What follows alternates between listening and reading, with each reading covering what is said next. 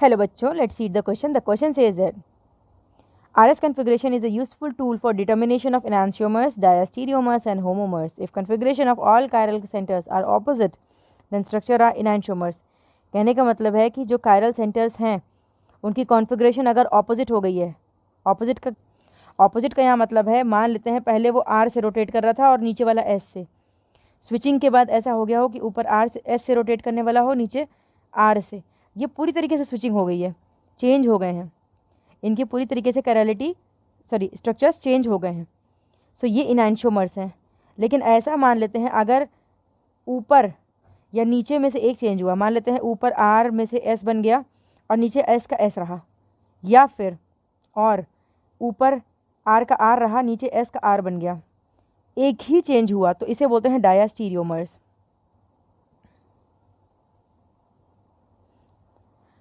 और R से मान लेते हैं इनमें से या इनमें से फिर से कुछ चेंज आता है, सिंगल स्विचिंग होती है और ऊपर S का R बन जाता है, नीचे S का S रह जाता है। तो क्या ऐसा ये पुराने जैसा नहीं लग रहा, अपने पेरेंट जैसा नहीं लग रहा जहाँ से शुरू हुआ था ये? या इस वाले केस में मान लेते हैं कि ऊपर तो R का R रहता है, नीचे R से S बन जाता है, तो क्या ये इसके जैसा नहीं लग रहा है? सो अगर सेम हो जाती है, स्ट्रक्चर सेम हो जाते हैं, तो उन्हें बोलते हैं होमोमर्स। तो ये बन गए इसके होमोमर्स, ये भी होमोमर ही है। यही इसमें बोल रखा है कि ऑपोजिट chiral centers और opposite structures are known as enantiomers. If all chiral centers have same configuration then they are homomers. सारे सेम होंगे तो होमोमर्स होंगे। And if some have same configuration and some opposite, यानी कुछ सेम होंगे कुछ ऑपोजिट होंगे, जैसे हमने बताया, तो उसको डायस्टीरियोमर्स कहते हैं। They are called as diastereomers. सवाल पे आते हैं। सवाल हमसे ये कह रहा है कि among the structures find out enantiomers structures. Enantiomers मतलब R से S हो गया हो या S से R हो गया या पूरा स्ट्रक्चर चेंज हो गया हो। एनांशियोमर्स को एक तरह से मिरर इमेज भी कहा जाता है।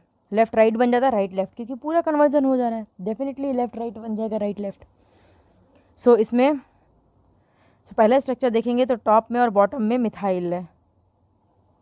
सो इसमें टॉप पे मिथाइल है, बॉटम में हाइड्रोजन आ गया है। अब सेकेंड केस में CH3 उठ के यहाँ आ गया है। पता कैसे चलेगा कि अब रोटेशन कैसे होगा? अब तो सब कुछ उल्टा सीधा हो गया। तो हम क्या करते हैं, जब भी मान लेते हैं हम ये कार्बन लिया हमने और उस पर 4 मॉलिक्यूल्स अटैच्ड हैं और हाइड्रोजन मान लेते हैं लोएस्ट प्रायोरिटी ग्रुप वर्टिकल पे है, तो यहाँ पर 3 और होंगे। इस केस में अगर क्लॉकवाइज हुआ तो होगा R। वहीं अगर लोएस्ट प्रायोरिटी ग्रुप अगर हॉरिजॉन्टल पे हुआ, यहाँ पर भी हो सकता है, यहाँ पर भी हो सकता है, उसी केस में यहाँ पर भी हो सकता था, यहाँ पर भी हो सकता था। वर्टिकल था ये, यहाँ पर हॉरिजॉन्टल है, ये हॉरिजॉन्टल है, ये H नहीं है, हॉरिजॉन्टल पोजीशन पे है, चाहे वो यहाँ पर हो चाहे वो यहाँ पर हो। इस केस में अगर क्लॉकवाइज हुआ तब कंडीशन S की होगी, यानी लोएस्ट प्रायोरिटी जिसकी आ रही है, जिस वहाँ से अगर क्लॉकवाइज है और वो वर्टिकल पे प्रेजेंट है तो R होगी। लेकिन अगर लोएस्ट प्रायोरिटी ग्रुप हॉरिजॉन्टल में आ रहा है और वहाँ से क्लॉकवाइज आ रही है तो कंडीशन S की होगी। ये तो हो गया। अब कंडीशन कैसे देंगे, कैसे प्रायोरिटी डिसाइड करेंगे? तो मान लेते हैं हमें दिया OH और हमें दिया है क्लोरीन। इनके बीच में हमें निकालना है कि किसको ज़्यादा प्रायोरिटी दी जाए। OH को अगर लिखा जाएगा तो ऐसे लिखा जाएगा और क्लोरीन को तो ऐसे ही लिख सकते हैं, सिंगल कंपाउंड है, एटम है। तो अब यहाँ से पहला जो हमें मॉलिक्यूल मिल रहा है वो ऑक्सीजन मिल रहा है और यहाँ से क्लोरीन मिल रहा है।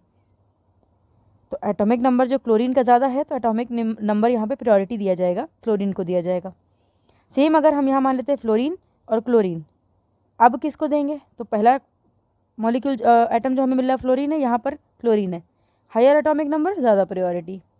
एक और एग्जांपल लेते हैं। अगर हम CH3 दे रखा है हमको और OH दे रखा है, अब किसको देंगे प्रायोरिटी? तो यहाँ से पहला एटम जो हमें मिलेगा वो कार्बन और यहाँ से ऑक्सीजन, एटॉमिक नंबर ज़्यादा, प्रायोरिटी ज़्यादा, OH को देंगे। सो ये तो हुआ एनांशियोमर्स के रिगार्डिंग, कुछ रोटेशन के रिगार्डिंग कुछ बेसिक्स। अब हमें देखना है रोटेट करेगा किस तरफ। तो हॉरिजॉन्टल पे लोअर प्रायोरिटी ग्रुप है, हाइड्रोजन है, यानी क्लॉकवाइज होगा तो S। तो यहाँ से शुरू होगा तो हायर प्रायोरिटी, यहाँ पर भी एक कार्बन लगा है और ये लेकिन थोड़ा बल्कि ग्रुप है, ये इतना पूरा ग्रुप है। यहाँ पर एक क्लोरीन लगा है, यहाँ मिथाइल लगा है, यहाँ हाइड्रोजन लगा है। तो इन सब में सबसे ज़्यादा एटॉमिक नंबर बड़ा है क्लोरीन का, तो फर्स्ट नंबर दिया जाएगा इसे। उसके बाद सेकंड है 2 कार्बन एटम्स, लेकिन इसके साथ 3 हाइड्रोजन लगे हैं और ये पूरा बल्कि ग्रुप है। सो इस केस में इसको दिया जाएगा नंबर सेकंड, इसको दिया जाएगा 3 और फिर फाइनली इसको 4 दिया जाएगा। तो 1 से स्टार्ट करेंगे, 2, 3 एंड देन 4। तो कुछ क्लॉकवाइज जैसा दिख रहा है ये, और हॉरिजॉन्टल पे है क्लॉकवाइज है यानी एस, तो ऊपर वाले एटम का हो गया एस।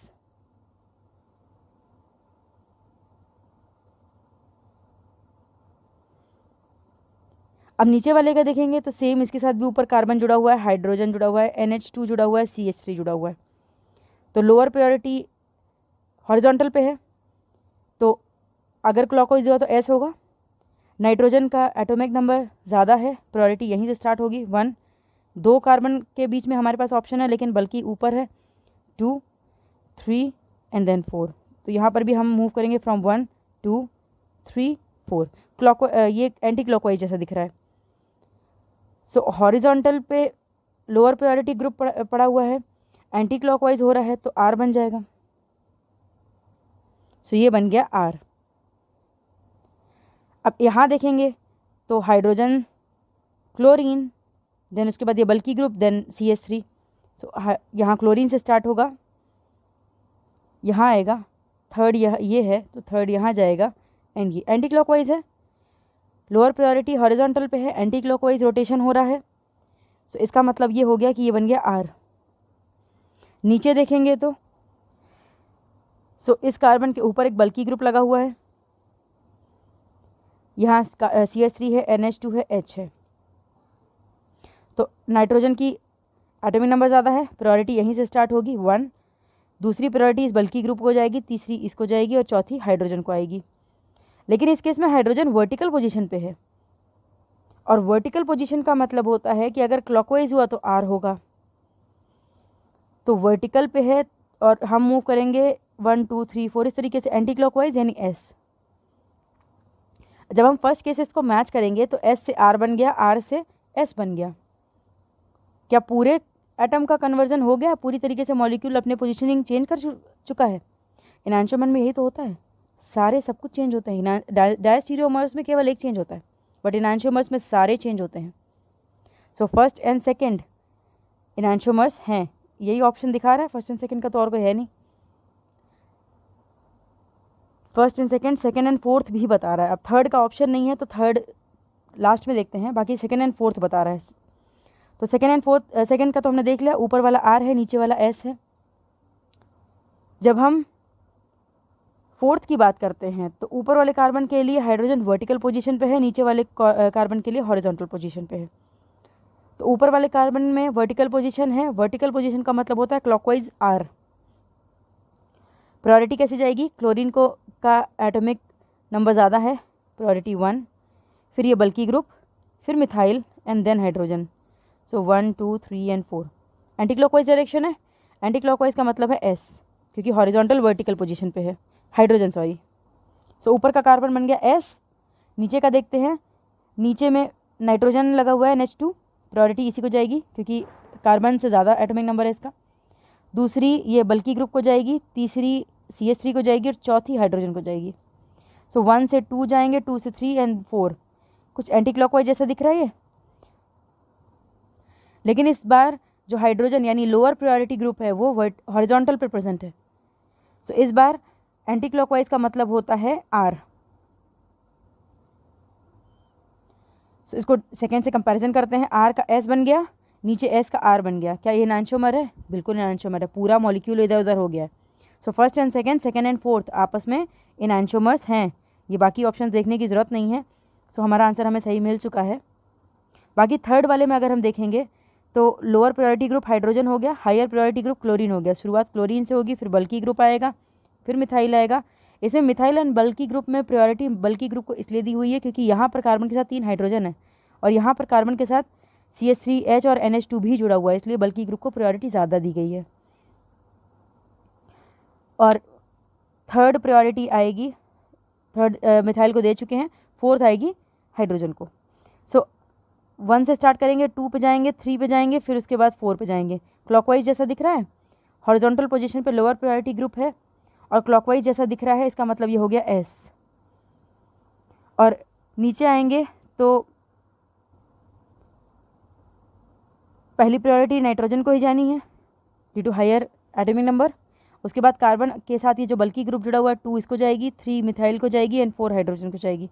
सो 1 2 3 4 एंटी क्लॉकवाइज दिख रहा है, वर्टिकल पोजीशन पे है हाइड्रोजन यानी lower priority group, vertical position पे है लोअर प्रायोरिटी ग्रुप, तो इसका मतलब है कि anti clockwise S S S. First case से मैच करेंगे तो ऊपर एस से एस ही रह गया, नीचे आर से एस बन गया, यानी ये डायस्टीरियोमर है, एक कन्फिग्रेशन में चेंज आई है। सेकेंड से मैच करेंगे तो ऊपर आर से एस बन गया, नीचे एस का एस रह गया, ये भी डायस्टीरियोमर का केस ही है। और फोर्थ से मैच करेंगे तो एस का एस रह गया, नीचे एस का आर एस से आर बन गया, ये भी डायस्टीरियोमर है, इसलिए थर्ड ऑप्शन कहीं भी आंसर में नहीं दिया है। खैर हमें हमारा सही आंसर हमें मिल चुका था, that is option B. Hope you understood the concept and thank you.